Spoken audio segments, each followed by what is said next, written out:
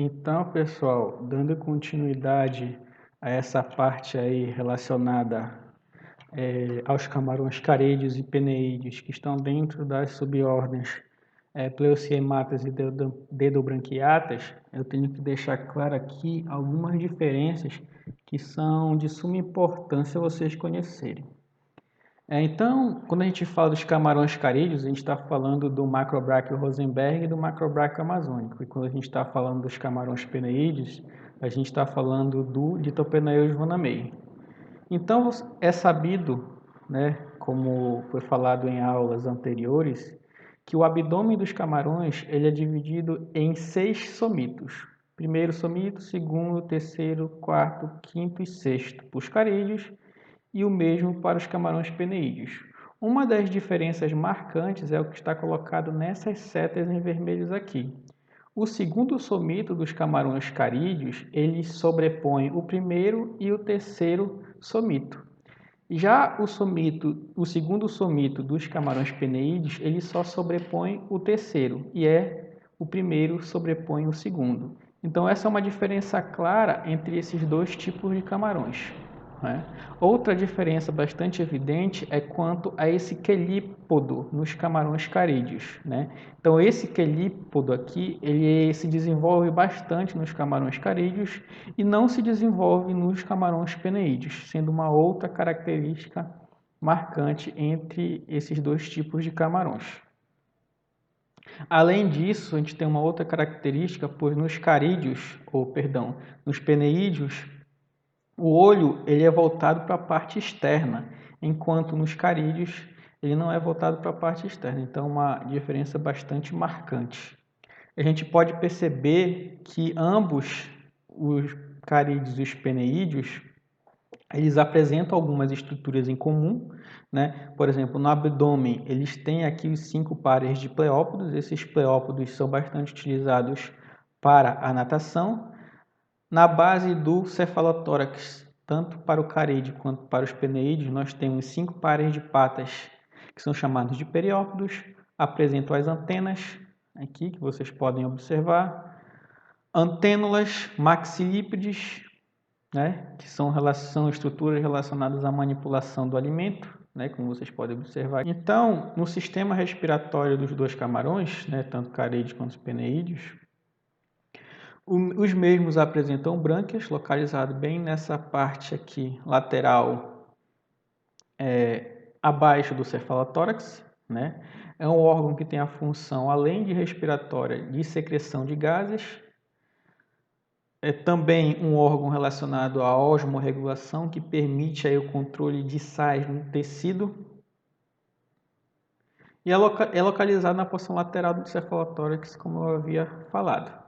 Né? Então, a sua estrutura é composta por lamelas achatadas, né, dispostas em câmaras e fechadas no dorso e aberta no ventre. Né? Então, nessa parte de cima aqui, quando ela está coberta pelo cefalotórax, ela é fechada e aberta na parte de baixo aqui, né? Justamente para ver essa movimentação de água e oxigenar aí as brânquias. Tá?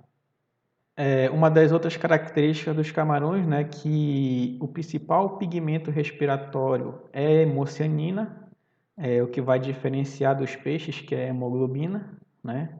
Então a hemocianina ela fica dispersa no plasma e o metal que vai se ligar ao oxigênio justamente para ver essa distribuição do mesmo ao longo de todo o corpo do animal é o cobre, ao contrário dos peixes que é o ferro, né?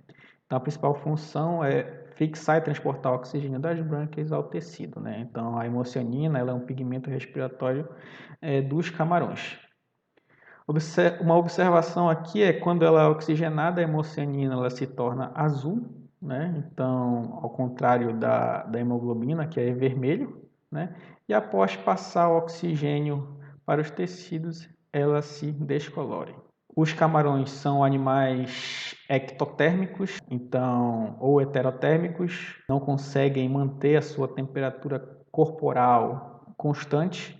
Então, a temperatura do corpo do animal vai variar conforme a temperatura do ambiente, e isso tem um lado positivo e um lado negativo. O lado positivo é que o animal não gasta energia para manter a temperatura do corpo constante, ao contrário de nós, que para mantermos a nossa temperatura aproximadamente 36,5 graus Celsius, nós gastamos energia. Então, o lado bom disso daí é que o animal não gasta essa energia para manter a temperatura do corpo constante, porque ele não é capaz de fazer isso. Logo, a energia que não vai ser gasta nessa manutenção da temperatura, ela pode ser destinada ao crescimento, né? O lado ruim é que em um determinado cultivo, se haver uma brusca variação de temperatura, dependendo do animal que a gente está cultivando, ou até mesmo do estágio de vida que a gente estiver cultivando, pode ocasionar aí grandes mortalidades. E mortalidade na produção é tudo que o produtor não quer. Então a gente tem que ter um cuidado com esse parâmetro aí, justamente por causa dessa característica dos camarões, né? Então eu falo PNI de Caribe de uma forma geral, né?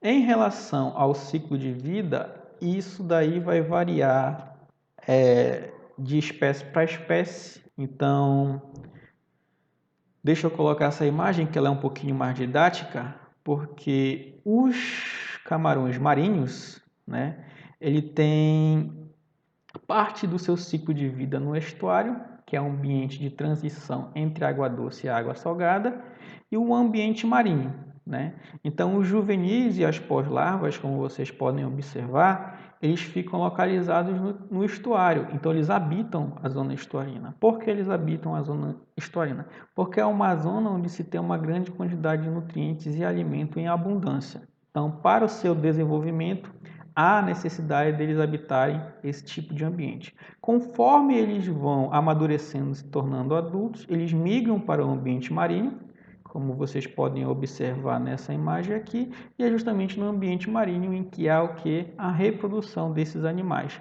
Havendo a reprodução, os ovos são liberados, esses ovos eclodem, primeiramente em larvas náuplio, posteriormente elas se transformam em larvas do tipo zoea, e em seguida larvas do tipo mysis, né, que é o estágio larval exclusivo dos camarões, né? Posteriormente se tornam pós-larvas e quando elas estão se transformando em pós-larvas, elas passam a habitar o ambiente estuarino, justamente porque é um ambiente, como falei anteriormente, que tem uma maior quantidade de alimento, né? Então esse é o ciclo de vida do camarão marinho.